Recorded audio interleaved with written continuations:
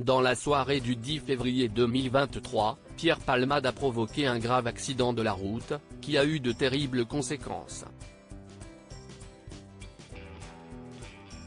L'humoriste a pris le volant sous l'emprise de stupéfiants pour se rendre au supermarché et son véhicule a heurté de plein fouet celui d'un homme de 38 ans, qui transportait son fils de 6 ans et sa belle-sœur enceinte de 6 mois, qui perdra son bébé suite à la collision.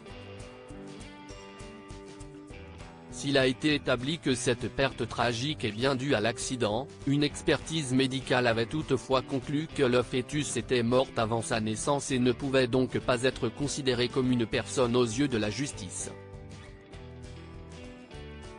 Une conclusion qui avait évité à Pierre Palmade d'être jugé pour homicide involontaire. Cependant, Pierre Palmade n'échappera pas à la justice. Pierre Palmade @Arthur N.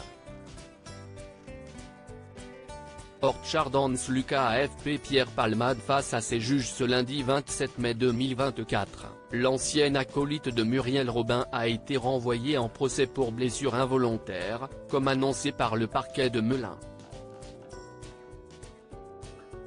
Selon les informations du Parisien, Pierre Palmade devrait s'expliquer prochainement devant le tribunal correctionnel pour le chef d'accusation suivant, blessure involontaire ayant entraîné une incapacité totale de travail supérieure à 3 mois et inférieure à 3 mois par conducteur ayant délibérément violé une obligation particulière de prudence ou de sécurité et ayant fait usage de produits stupéfiants.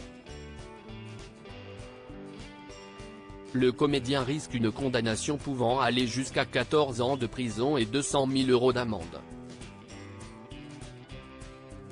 En apprenant la lourde peine qu'il risquait d'encourir, Pierre Palmade aurait déclaré « Plutôt mourir que d'aller en prison », a rapporté France Dimanche. L'hebdomadaire précise que l'ami de Michel Larocque pourrait s'inquiéter des conséquences d'une éventuelle incarcération, d'abord en tant qu'homosexuel mais également en tant que responsable de la mort d'un enfant. Un homme plus seul que jamais ? Après l'accident, Pierre Palmade s'est rapidement remis de ses blessures et a été assigné à résidence au service d'addictologie de l'hôpital Paul Brousse, à Villejuif, dans le Val-de-Marne. Après un accident vasculaire cérébral survenu le 25 février dernier, l'ex-mari de Véronique Sanson a été remis en liberté le 7 mars 2023, sous contrôle judiciaire. Depuis, il poursuit sa désintoxication à l'hôpital Pellegrin de Bordeaux, ville où il s'est installé pour se rapprocher de sa famille.